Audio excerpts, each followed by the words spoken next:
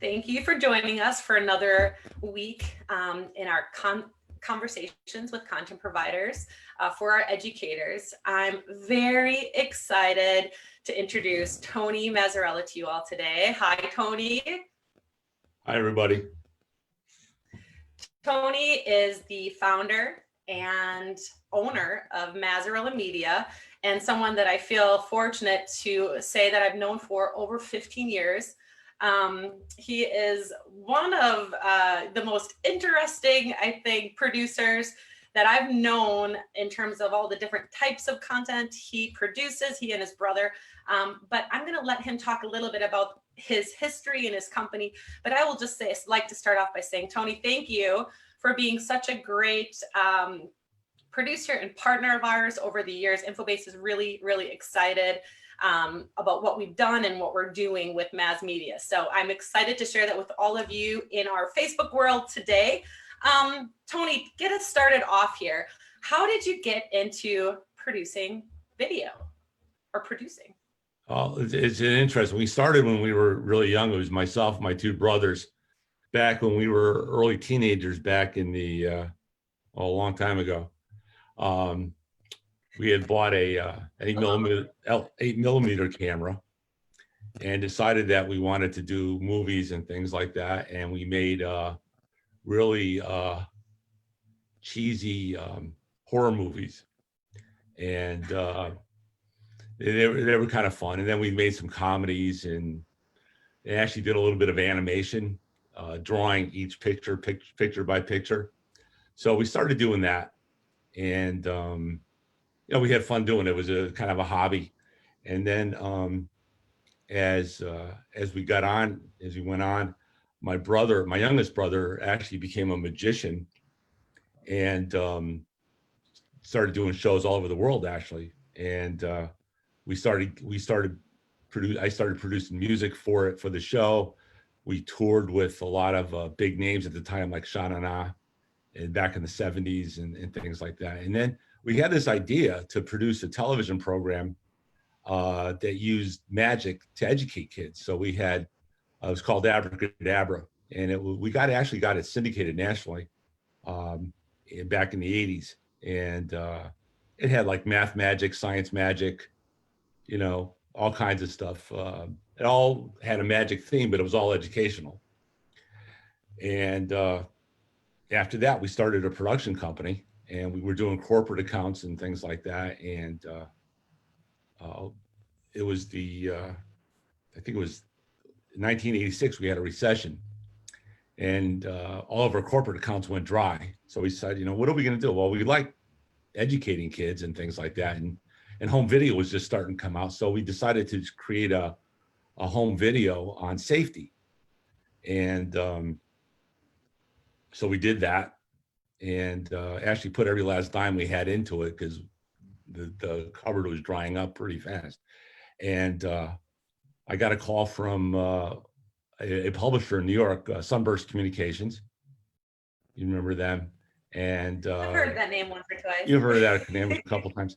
Yeah, and we ended up producing their stuff for over 20 years, all their elementary social skill guidance kind of programs for almost 20 years. So it was kind of we always liked producing things, and it just kind of happened to fall into, we did some entertaining things, but we always came back to education. We just liked producing educational content. I don't know why, but that's in our brain. That's in our blood, Well, and it shows. I can't believe I've known you for 15 years, and I'm just finding out that your brother was a magician. I mean, that's such an interesting. He was billed as the youngest escape artist, and he was wow.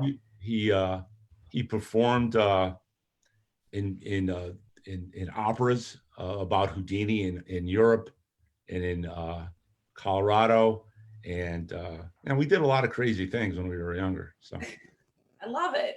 So this is kind of tame. That's really cool. Hey, we don't got to figure out those different paths that lead us to where we end up. Today, for those of you that are joining us, we're with Tony Mazzarella. We're learning a little bit about him, his history, how he got into producing educational content and just producing content in general.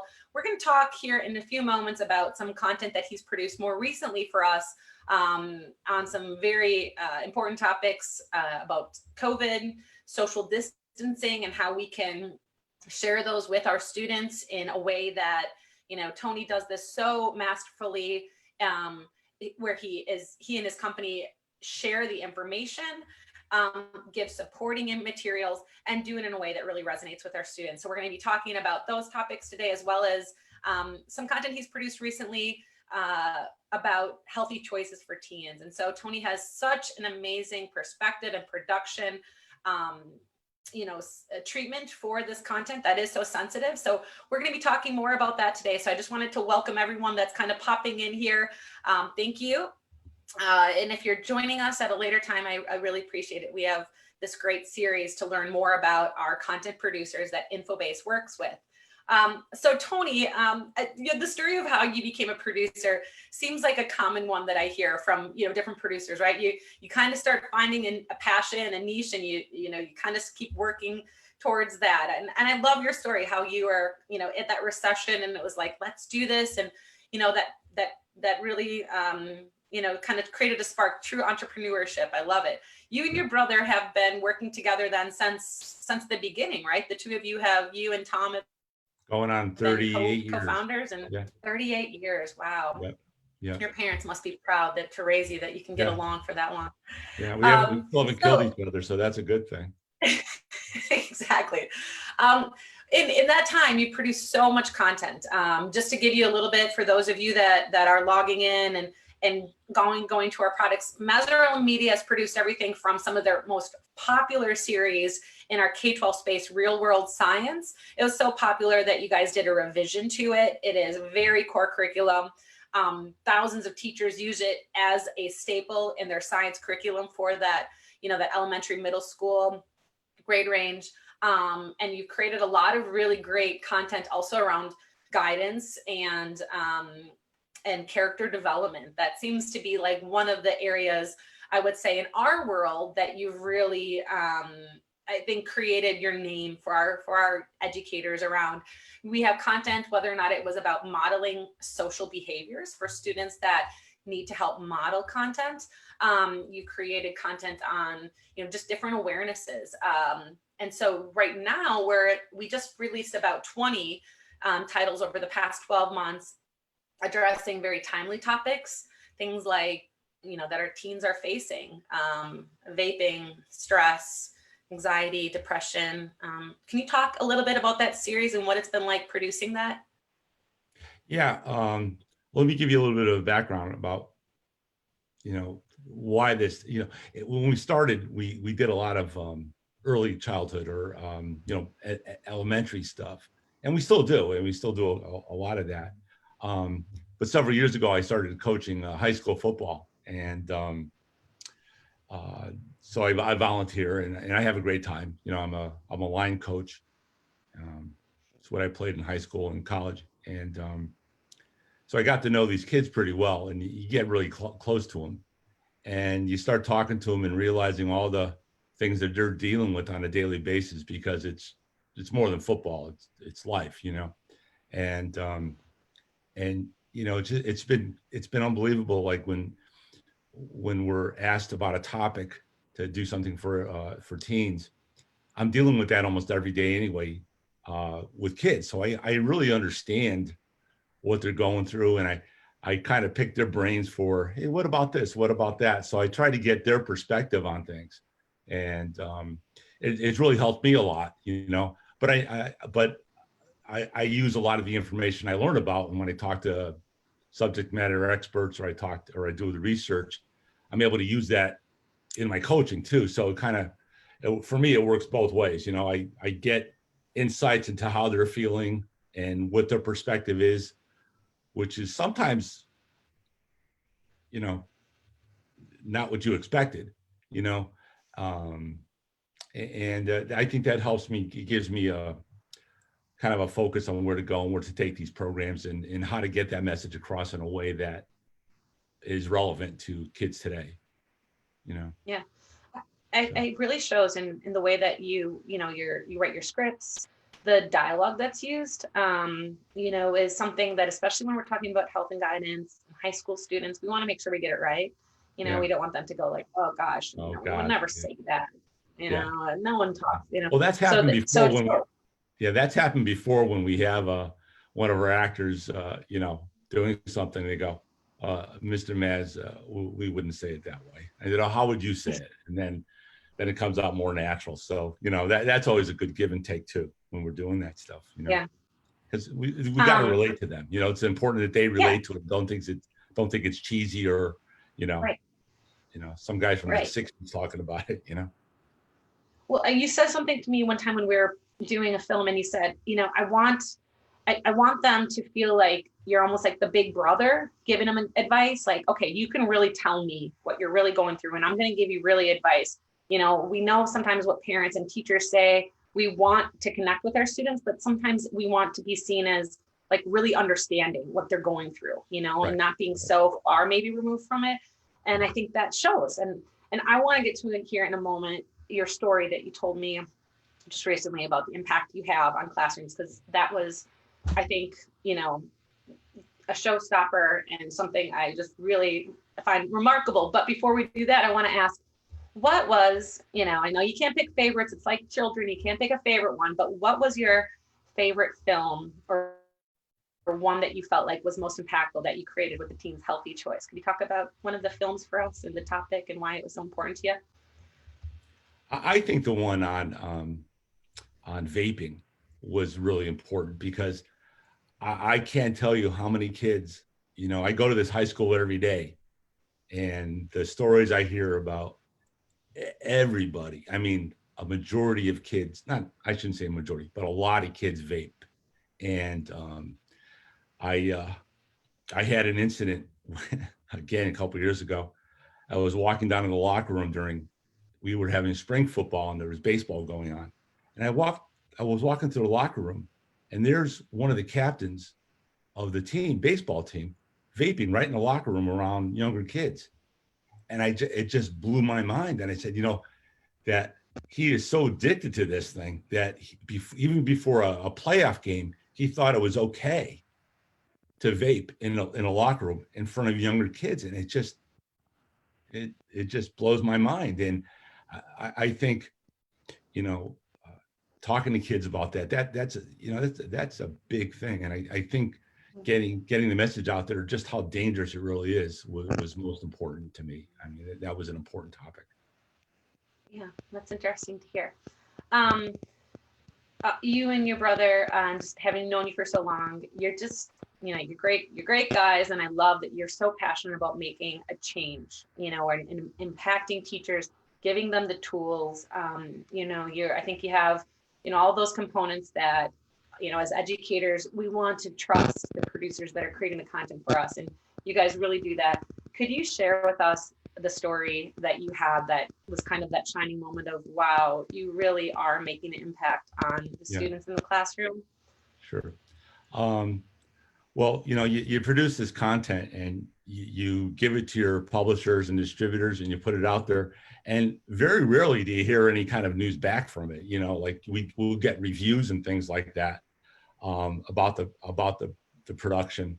But you kind of wonder how it's really working in real life.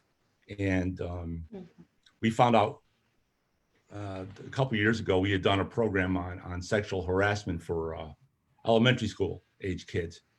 And we got contacted because there was an article written in a newspaper whereby one of the teachers in an elementary classroom was showing this video. It was a guidance counselor, I believe. And in the video at the end, we always say, if you have questions or you have concerns or you're experiencing this, make sure you tell an adult. And it's something we just kind of do all the time, tell an adult, tell an adult you trust. Well, in this instance, I don't remember the specifics, but there were one or two kids, girls, after that class went up to the counselor and told them about that. And they did an inquiry, and indeed they were being sexually abused. They found the people, they were arrested, and they were getting counseling, and that of all in 38 years, that was the most rewarding story I'd ever heard. And I just got to imagine that if that happened one time, I'm sure it happened several times. So, it makes you kind of feel good about what you do. Is you really, really, really are helping people. And, it makes me feel good about what we do. Sometimes you're in there in production, you just keep on editing and producing and writing, and you kind of lose sight of what you're really doing it for. But that kind of hit home for us. What? Yeah, yeah, hats off. I want to clap over here. I mean, seriously, that just makes it's worth it. Those are those moments, Right. like Oprah, when I go like, aha, like, you have it where, and you, like you said, you know that had an impact. I was talking to a producer, I think in our last one, where they even said sometimes the impact you have isn't immediate, right? So like, okay, that was a circumstance that the student really connected, but maybe they watched that, and years later they go back to it, or they're in the classroom. One of the things that the producer shared with me that I thought was really insightful is sometimes it's the student engaging because they're seeing the impact of the video on their classmates, and they're judging how their classmates are responding. Mm-hmm. And maybe if those classmates are responding in an open way, or a way that maybe isn't making fun or joking, maybe they might trust their classmates even to share or to talk about it. So the impact of video in talking about these sensitive topics, I just think it can't be overlooked how impactful it is on kids, on young people. I mean, I can say on myself, I remember the days where we, our teachers, back when I went to school, it was bring in the AV card and put the VHS in, but it was just a different way to present, and then having the content be such from a trusted and true tried producer like yourself.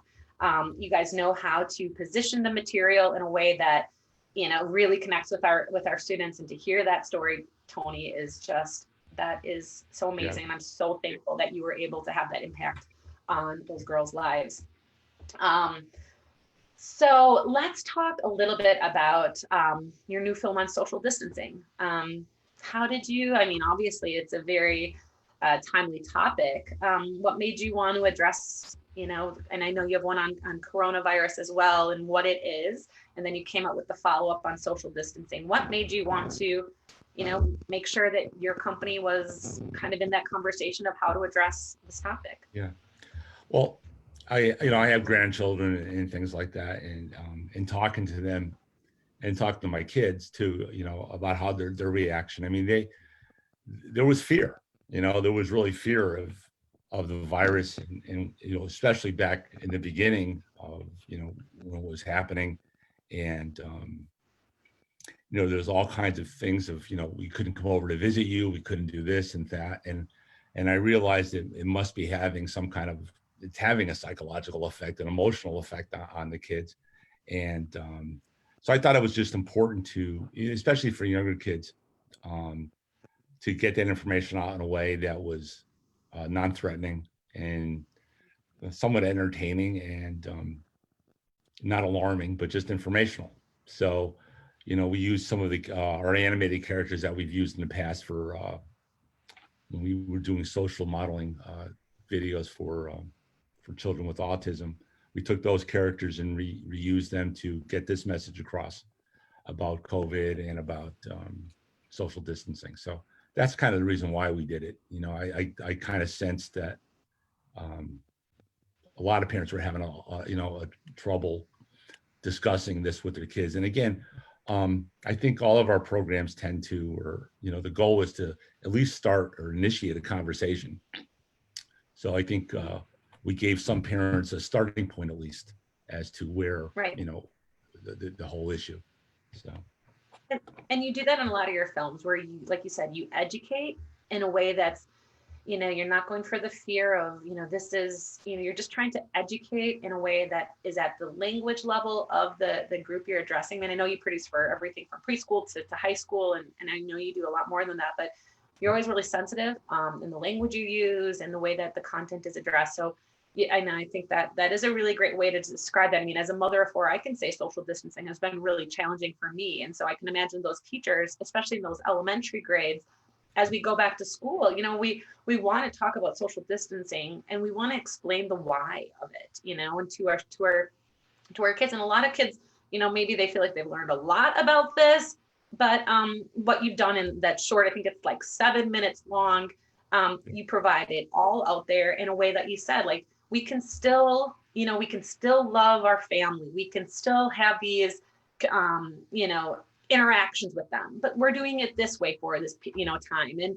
I think even there's a part in it, right, that you say, like, this is even something that, you know, maybe you would do too when you have like, you know, something in the future. Like it's a thing that you do when you want to, you know, prevent the spread of a virus and of a germ and things like that, and even in the future. So I like that you kind of made it something that's very topical now, but talking that this is a, you know, a good thing to do if or when you ever are, you know, in a position where you're sick and it's something that can be contagious. So it's a strong message. And yeah, I hope a lot of teachers will find this as a good instructional, especially as they're getting back into school, if they are in person, in an in-person classroom. For our teachers and users that are with us, or people that are looking at InfoBase and you're looking at this content, there's a lot more that Mazzarella Media has produced. I think we're almost to 1,000. You've done a lot of content in English and in Spanish as well. So I love that, you know, you guys are always, whether or not it's staying ahead of topics in the health and guidance field, being cognizant of, you know, the multi-language tracks and the languages that you present. I mean, you guys are always doing a lot of innovative things with your content. So thank you for that. It makes our job a lot easier to meet all those needs. What's coming next? What are you guys working on? What's coming in the future? Well, we got a couple of things. We are producing, and I think you've seen some of the programs, elementary language arts programs, which we're finding fun to do. They're kind of fun. But the most exciting thing we're going to do, I think, is working with you guys in the next series on health and guidance, which is called Ask the Doctors. And so what we're going to do, this is for teens, and what we'll be doing is, you know, taking topical relevant issues and actually finding experts in that field and getting real, true information about those issues. So if it's not something on vaping or anxiety or stress, whatever it is, we want, you know, teens have questions, and we want to make sure that we're getting doctors and subject matter experts who can deliver the information in a clear way, in a concise way, in a way that make people think about the choices that they make, because ultimately that's why they're watching these videos. You know, they're always trying to make choices about their life, and if we could help them with providing them with correct information, especially in today's world, I want it to be accurate and true, and that's something we're really excited about working on. So hopefully we'll be working with. I'm sorry. Go on. Oh, I was just going to say, and I love that you have such a rich kind of library or contacts. I mean, I know you said you even just kind of reached out to Yale to say, hey, I'm looking to get some information. And you kind of use a lot of different sources to validate and vet the information that you're providing. Yeah, we've been blessed by having really good subject matter experts work with us. You know, we've been working with them for years and years and years, and they always provide us with really good insights. And I think that's important. That's really important. You know, accuracy and really hitting the point, getting the correct message out there is so important. And you know, you can do a lot of research out there by yourself, you know. Yeah, I can say that you know, when we go, and especially since we've done some co-productions with you guys, I can say there might be a topic and I'm like, okay, you know, I think I know everything about, you know, let's say talking about smoking or, you know, drug use or these topics with students, right? I've seen tons of titles, tons of video come across my desk that address this. And I think I know everything there is about this topic and how to address it with students at different grade levels. Okay, this is how you should address it. And something I love is then you guys create a title that you're like, we need to talk about it in 2020. And you come across, and then you create this title, and I, either read the script or I watch the final program, and I'm like, learn something new, and so I love that about your content. It's always, you bring a different perspective, you bring deeper information, and it's always something new. That's what I love about that's what I love about this job, is because I can do all the research I want. I mean, there's so much research out there on stuff and so much information, but when you actually talk to an expert, they always had that little nugget that just, it's an aha moment. And you go, aha, and I try to bring those moments to the videos as much as I can. So I enjoyed it. I think I enjoy it probably more than anybody else doing the research, talking to these people. So. Well, I think that's why you were meant to be a producer. I think that's a probably important skill to make sure you're doing a great job. I know we have a comment that's coming in that says such important topics to cover for teens. So thank you, Lori, for commenting on that. I'm glad you agree. We really think these are really important as well. Our teens, I think one of the titles you have about just stress, I mean, teens are, I think we all would agree, most of us would agree, they're dealing with a lot more stress. I can for sure say for myself than I ever dealt with as a teenager. And then you put it all, if you ask me, on front stage with social media, there's a lot of things our teens are navigating. And so you're right, these are important topics. And, InfoBase recognizes this, and we're really thankful that we get to work with Mazzarella Media. I have to give a big shout out to Jim Chambers from our editorial group, has really been instrumental in creating this content with you and your team, Tony. So, I mean, they spend a lot of time and making sure that the titles and the topics that are being covered are those that are in the conversations, that teens are having with each other in the classroom, with guidance counselors. So we look forward to being part of those conversations and being as meaningful as your content has been. That story you shared is going to stick with me, Tony. And yeah, like you said, I can't even imagine the amount of students' lives that you've affected with your content over the years. I mean, you've covered so many topics, whether or not they were soft things like how to make a friend. I know you have content that's for younger students, where it's just helping them model how to talk to other kids to make friends. And that's great for them to see. They, we can as a parent, as teachers, we can say, okay, let's, you can ask them to be your friend. And we have content like as simple as that, of watching students make friends, or how to talk to other kids and modeling that behavior, to these more advanced topics like drug abuse and sexual abuse, and things that are a lot deeper, a lot more serious, So with that being said, thank you for joining us today. I always love talking with you. So I hope that for those of you that have joined us, that you've enjoyed Tony's story and learning about him and his production history and future as I enjoy it.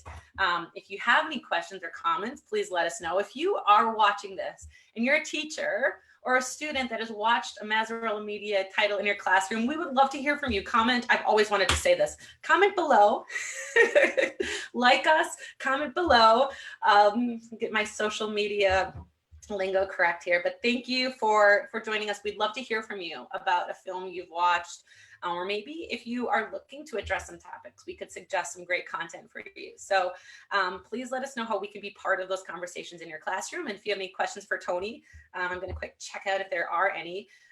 Otherwise, we'll make sure we follow up with them. We'll check back here. And if there's any questions you have, as a teacher wrote, such enthusiasm for the topics comes through in your videos. So have some great comments already. So thank you, Nelson. Yeah. I'm gonna have a really good day. That makes me feel good. Oh, well, you should. You really should. You do great work, and it's very important. So so thank you all for joining us. Thank you, Tony.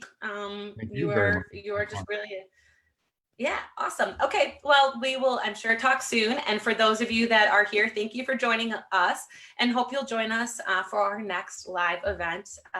And we'll be back soon.